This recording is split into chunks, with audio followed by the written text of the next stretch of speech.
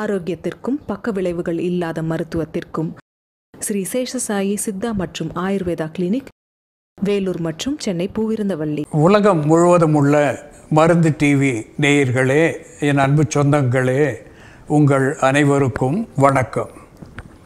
இந்த நிகழ்ச்சியிலே ஆன்மீகம், மருத்துவம், சோதிடம் என்று பல நிகழ்ச்சிகளை பின்னி பிணைத்து பார்த்து பயன்பெற்று வருகின்றோம்.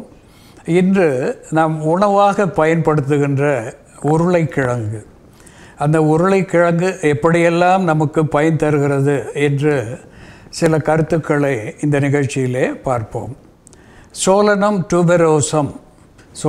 டியூபரோசம் என்று தாவர பெயராலே சுட்டப்பெறுவது, பொட்டேட்டோ என்று ஆங்கிலத்திலே சொல்லப்பெறுவது உருளைக்கிழங்கு என்று தமிழ் பெயரை பெற்றிருக்கிறது. இந்த உருளைக்கிழங்கு என்று சொல்லுகின்ற பொழுது ஆங்கிலத்திலே த பூர் மென்ஸ் மீட் என்று ஆங்கிலத்திலே சொல்லுவது வழக்கம். நவீன மருத்துவர்கள் இந்த மாமிசம் உணவை அவர்கள் பரிந்துரை செய்கிறார்கள். அதிலே புரத சத்துவமும் மற்ற சத்துவமும் அதிகமாக இருக்கிறது என்று அவர்கள் பரிந்துரை செய்கிறார்கள். சைவத்தை, அதாவது கொல்லாமை புலால் உண்ணாமை என்று சைவ முறையை கடைபிடிப்பவர்களுக்கு இந்த உருளைக்கிழங்கு ஒரு வரப்பிரசாதம் என்று சொன்னால் அது மிகையாகாது. அதனால்தான் இதை ஏழைகளின் மாமிசம் என்று ஆங்கிலத்திலே சொல்லியிருக்கிறார்கள். மாமிசத்திலே என்னென்ன சத்துவங்கள் இருக்கிறதோ அத்தனையும் இந்த உருளைக்கிழங்கிலே இறைவன் நமக்கு பொதித்து தந்திருக்கிறான்.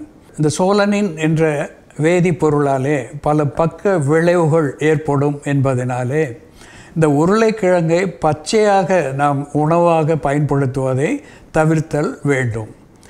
இந்த உருளைக்கிழங்கை வேக வைக்கின்ற நிலையிலே இந்த சோலனின் என்கின்ற நச்சுத்தன்மை வெளியேறி போகிறது. மற்ற சத்துக்கள் அத்தனையும் நாம் பெறுகின்ற அளவுக்கு வேக வைத்த உருளைக்கிழங்கு நமக்கு பயன் தருகிறது.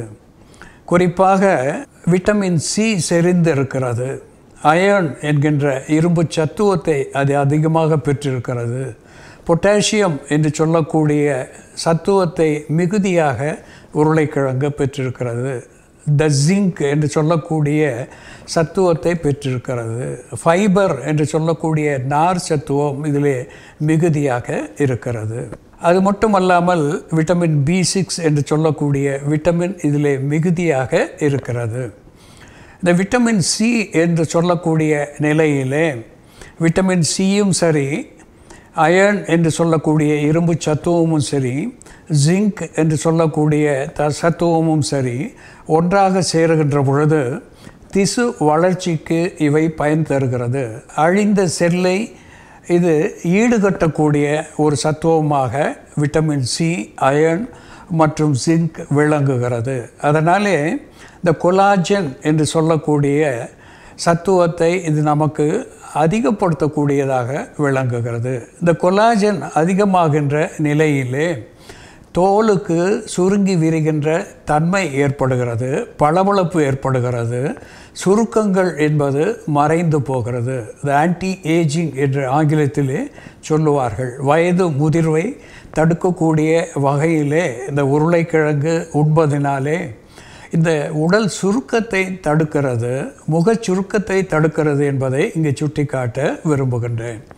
இந்த B6 என்று சொல்லுகின்ற நிலையிலே இது மூளைக்கு ஒரு அத்தியாவசியமான ஒரு சத்துவமாக இருந்து த மூட் எலிவேஷன் என்று சொல்லுகின்ற நிலையிலே நம்மளுடைய மனதிலே ஏற்படுகின்ற அலைபாய்கின்ற நிலையை சரி செய்கின்ற ஒன்றாக இந்த B6 விளங்குகிறது. நல்ல ஞாபக சக்தியை தரக்கூடியதாக விளங்குகிறது. வயது முதிர்ந்தவர்களுக்கு இந்த அல்சிமர் என்று சொல்லக்கூடிய மறதி நிலை அதிகமாக ஏற்படும். அப்படிப்பட்ட மறதியை போக்கக்கூடிய ஒன்றாக இந்த உருளைக்கிழங்கு உணவாகி பயன் தருகிறது. இந்த உருளைக்கிழங்கிலே கோலைன் என்று சொல்லக்கூடிய ஒரு வேதிப்பொருள் மிகுதியாக இருப்பதனாலே தசைகளுக்கு பலம் தரக்கூடியதாகவும் எலும்புகளுக்கு பலம் தரக்கூடியதாகவும் இது திகழ்கிறது. அது மட்டுமல்லாமல் தசைகளுடைய இயக்கத்துக்கும் பயன்பட்டு நரம்பு மண்டலங்களுக்கு பலம் தரக்கூடியதாக, மூளைக்கு நலம் தரக்கூடியதாக இந்த கோலைன் என்கின்ற வேதிப்பொருள் உருளைக்கிழங்கிலே இருந்து நமக்கு கிடைக்கிறது. இந்த பொட்டாசியம் மிகுதியாக இருப்பதினாலே இது ஒரு வேசோ டைலேட்டர் என்கின்ற நிலையிலே குருதி நாளங்களை விரிவடைய செய்து, குறிப்பாக இதய நாளங்களை விரிவடைய செய்து, குருதியை சீரான வகையிலே இது பரவச் செய்யக்கூடிய ஒரு உதவியை செய்கிறது. இதனாலே இந்த ஹார்ட் அட்டாக் என்று சொல்லக்கூடிய இதய அடைப்பு வாராது தடுக்கக்கூடிய ஒரு நல்ல உணவாக உருளைக்கிழங்கு விளங்குகிறது. அதிலே இருக்கின்ற பொட்டாசியம் சத்துவம் குருதி சரியாக இயங்குவதற்கு உதவுகிறது என்பதை இங்கே சுட்டிக்காட்ட விரும்புகிறேன். விட்டமின் சி என்று சொல்லுகின்ற பொழுது அது ஒரு ஆன்டி ஆக்சிடென்ட் என்கின்ற வகையிலே தன்னிச்சையாக செயல்பட்டு எங்கேனும் சேர்ந்து புற்று உண்டாக்கக்கூடிய த ஃப்ரீ ரேடிக்கல் எலிமெண்ட்ஸ் என்று சொல்லக்கூடிய திசுக்களை இது அழித்து வெளித்தள்ளக்கூடிய ஒன்றாக விளங்குகிறது. அது மட்டுமல்லாமல் எலும்புகளை பலப்படுத்தக்கூடியதாக திகழ்கிறது. இப்படி விட்டமின் B6 சரி, விட்டமின் சியும் சரி, கேன்சர் வாராது தடுக்கக்கூடிய ஒரு ஆன்டி ஆக்சிடென்ட்டாக இருக்கின்றது. இதனோடு கூட இந்த குவர்சிட்டின் என்று சொல்லக்கூடிய ஒரு ஆன்டி ஆக்சிடென்ட் கூட இந்த உருளைக்கிழங்கிலே மிகுதியாக இருக்கிறது. இந்த குவர்சிட்டின் என்று சொல்லக்கூடிய ஆன்டி ஆக்சிடென்ட் புற்று வாராமல் தடுக்கக்கூடிய ஒன்றாக, வந்த புற்று வளராமல் தடுக்கக்கூடிய ஒரு சத்துவமாக விளங்குகிறது என்பதை இங்கே நாம் மறத்தல் ஆகாது. இந்த உருளைக்கிழங்கிலே இருக்கின்ற நார் சத்துவம், அதாவது செரிமான சீர்கேடுகளை போக்கக்கூடிய ஒரு முக்கியமான சத்துவம் நார் சத்துவம்.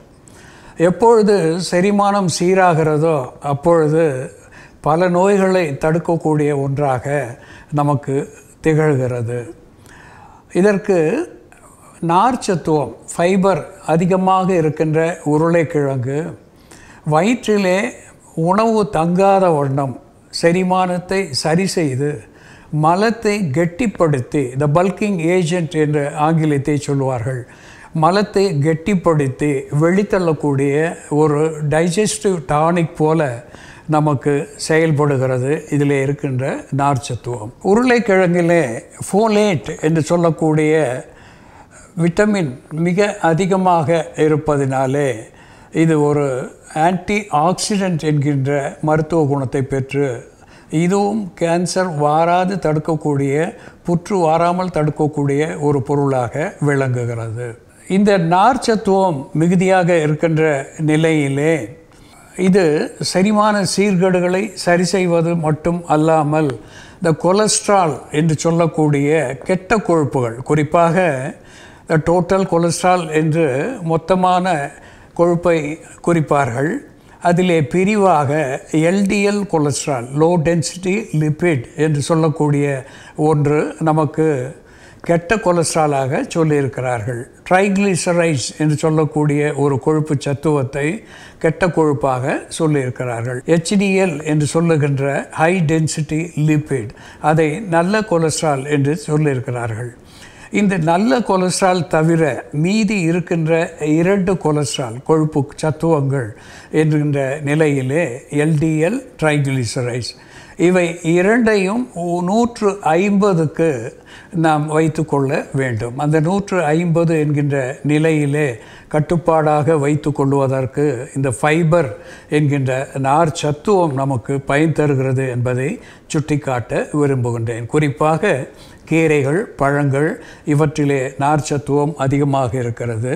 உருளைக்கிழங்கிலேயும் மிக அதிகமாக இருக்கிறது என்பதை நாம் மறத்தல் ஆகாது. அன்பான நேயர்களே, இந்த உருளைக்கிழங்கை புறமருந்தாகவும் நாம் பயன்படுத்தலாம். குறிப்பாக தீக்காயங்கள் ஏற்படுகின்ற நிலையிலே சோற்றுக்கற்றாழை எப்படி பர்ன் பிளான்ட் என்று சொல்லி அதனுடைய சோற்றை தீக்காயங்களின் மேலே பூசி வைப்பதனாலே வெகு சீக்கிரத்திலே ஆறி போகிறதோ அதுபோல தீக்காயங்கள் பட்ட உடனே உருளைக்கிழங்கை அரைத்து விழுதாக்கி அந்த காயங்களின் மேலே சில நாட்கள் போட்டு வருவதனாலே வெகு சீக்கிரத்திலே இந்த தீக்காயங்கள் ஆறிப்போகும் என்பதை சுட்டிக்காட்ட விரும்புகின்றேன். குறிப்பாக த பர்ன் என்று சொல்லுகின்ற பொழுது தீப்பட்ட காயங்கள் 21 நாட்கள் ஆறுவதற்காக எடுத்துக்கொள்ளக்கூடிய காலம்.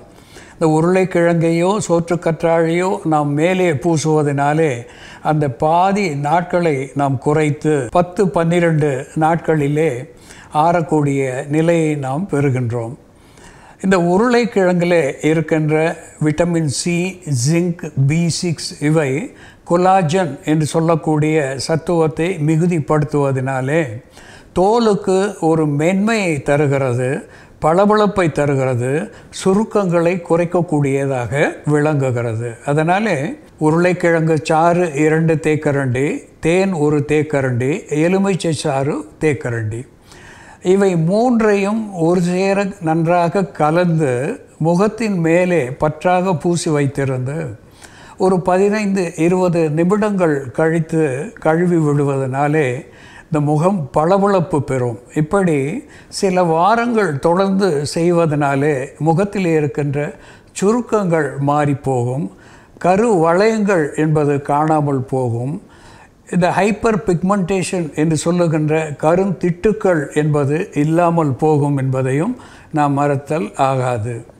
சாதாரணமாக கரு வளையம் என்று கண்களிலே வருகின்ற பொழுது எப்படி வெள்ளரி துண்டுகளை நாம் கண்களின் மேலே வைத்து சரி செய்வோமோ அதுபோல உருளைக்கிழங்கை வில்லையாக துண்டித்து 2 கண்களின் மேலேயும் வைத்து கொண்டு கண்களை மூடிக்கொண்டு ஒரு அரை மணி நேரம் இருப்பதினாலே பின்னர் அதை நன்கு கழுவி விடுவதனாலே கண்களிலே ஏற்படுகின்ற கண்களின் மேலேயும் கீழேயும் ஏற்படுகின்ற கரு வளையத்தை போக்கக்கூடிய புறமருந்தாக இந்த உருளைக்கிழங்கு விளங்கும் என்பதை இங்கே சுட்டிக்காட்ட விரும்புகின்றேன். அன்பான நேயர்களே, இந்த உருளைக்கிழங்கு புண்களை ஆற்றக்கூடிய வல்லமை உடையதாக திகழ்கிறது, உடலுக்கு பலம் தரக்கூடியதாக விளங்குகிறது, இதய ஓட்டத்துக்கு நலம் தரக்கூடியதாக விளங்குகிறது, முகப்பூச்சாக பயன்படுத்துகின்ற பொழுது முக சுருக்கங்களை போக்கக்கூடியதாக விளங்குகிறது என்று நாம் இதிலே தெரிந்து கொண்டோம்.